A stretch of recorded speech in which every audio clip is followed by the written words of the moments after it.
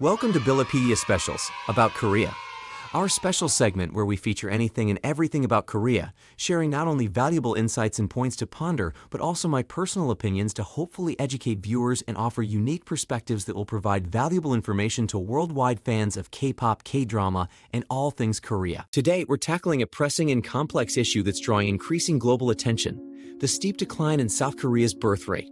With projections suggesting that South Korea could face a birth rate nearing zero by 2046, this demographic challenge is not just a statistical anomaly, but a serious concern with wide-reaching implications. We'll delve into the historical data, the reasons behind this alarming trend, and what the future might hold if current patterns continue. Let's explore why South Korea might be facing a demographic cliff and what could potentially be done to avert this crisis. But before we continue with our video, we are requesting all of you to please subscribe to our channel and do not forget to hit the bell notification button to stay updated with the latest videos from your favorite channel, Billipedia, your K-pop and K-drama encyclopedia. Also, to make this vlog more valuable, we'll share and provide some points to ponder and lessons we can learn from this video as well. The birth rate crisis in South Korea. An overview. South Korea's birth rate has been on a downward trajectory for decades, reaching a critical point in recent years. To understand the gravity of the situation, let's examine the historical data. In the year 2000, South Korea had a birth rate of approximately 1.47 children per woman.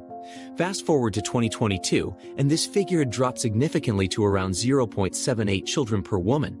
This dramatic decrease of 0.69 children per woman over a span of 22 years translates to an average annual decline of about 0.314 children per woman. Projecting the future, when might South Korea's birth rate hit zero? Using the current data, we can project when South Korea's birth rate might approach zero if the trend persists. With a current rate of 0.78 children per woman and an average annual decline of 0.314, we can estimate that the birth rate could potentially reach zero around the year 2046. This projection assumes that the rate of decline remains consistent, which might not fully account for potential future changes in government policies, societal attitudes, or economic conditions. Such an estimate serves as a wake-up call to address the root causes of this decline before it's too late. The causes of South Korea's declining birth rate. The reasons behind South Korea's persistently low birth rate are multifaceted and deeply intertwined with societal, economic, and cultural factors. Let's explore some of the major contributors. Number 1. Economic pressures. One of the most significant factors contributing to South Korea's declining birth rate is the exceptionally high cost of living. South Korea's urban centers, especially Seoul, are infamous for their exorbitant housing prices, which have reached astronomical levels over the past few decades. The skyrocketing costs associated with owning or even renting a home place a considerable financial burden on young couples. For many, the prospect of affording a suitable living space becomes a formidable challenge. Housing costs in Seoul, in particular, have increased so dramatically that they often consume a large portion of household incomes, leaving little room for other expenses. The financial strain doesn't end with housing. Raising children in South Korea involves significant ongoing expenses, which can be a deterrent for prospective parents. The costs of education are particularly daunting. South Korean parents often invest heavily in their children's education, starting from a very young age. This includes not only the cost of private tutoring and extracurricular activities, but also substantial expenses related to college admissions and higher education. The pressure to ensure that children receive a high-quality education can be overwhelming, and many couples are discouraged from starting families due to the fear of not being able to meet these educational demands. Number 2. Intense work culture. South Korea is renowned for its intense work culture, which significantly impacts individuals' ability to balance their professional and personal lives. This demanding work environment is characterized by long working hours, high job pressures, and a relentless focus on productivity and performance. The cultural expectation to work long hours is deeply ingrained in South Korean society and has become a significant barrier to starting and nurturing a family. In South Korea, the norm of working extended hours is prevalent across many industries. It is not uncommon for employees to work well beyond the standard 40-hour workweek, often putting in 50, 60, or even 70 hours a week.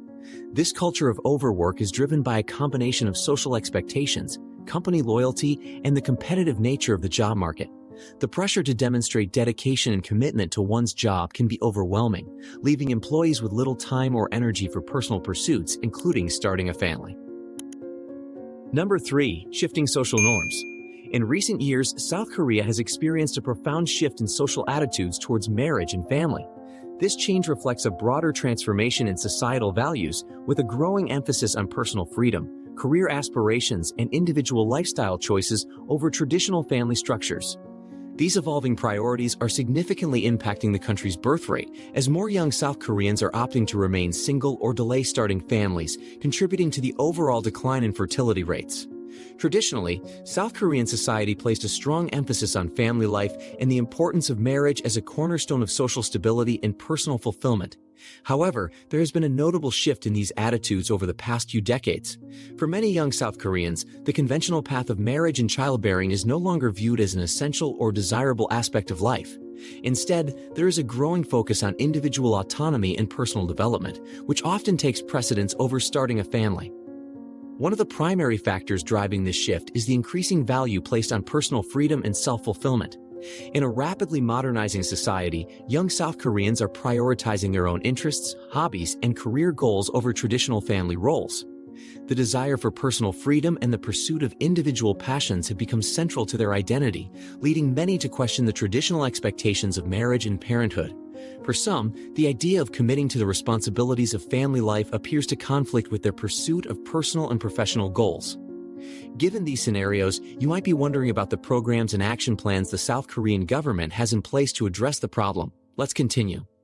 The South Korean government has been actively addressing the nation's declining birth rate through a variety of policy initiatives and programs aimed at encouraging higher fertility rates.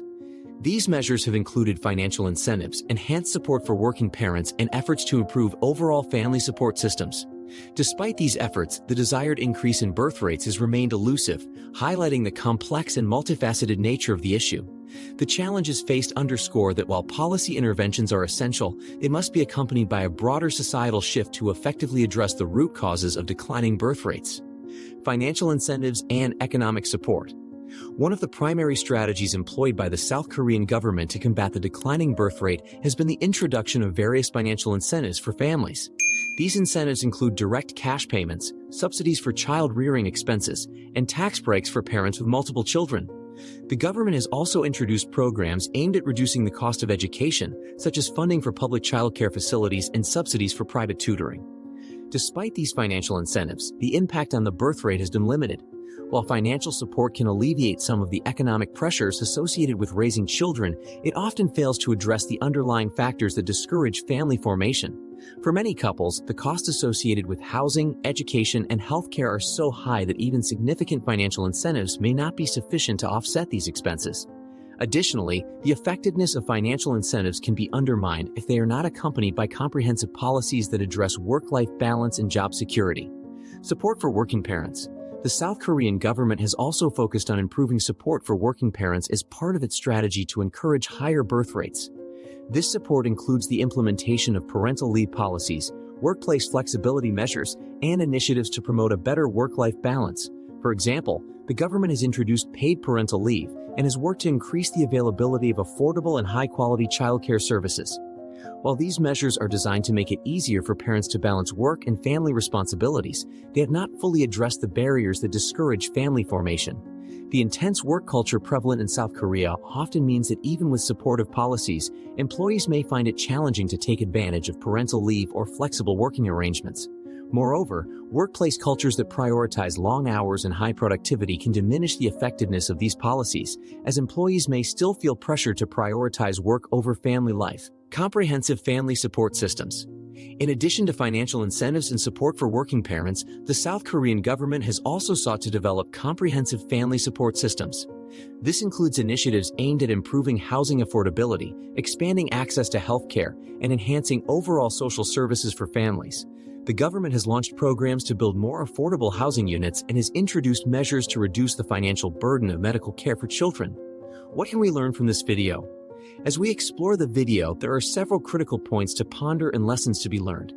First, consider the profound impact of economic pressures, work culture, and shifting social norms on demographic trends, highlighting how interconnected societal factors can shape national policies and personal decisions. Reflect on the effectiveness of current government interventions and the necessity for comprehensive strategies that address both immediate needs and long-term cultural shifts.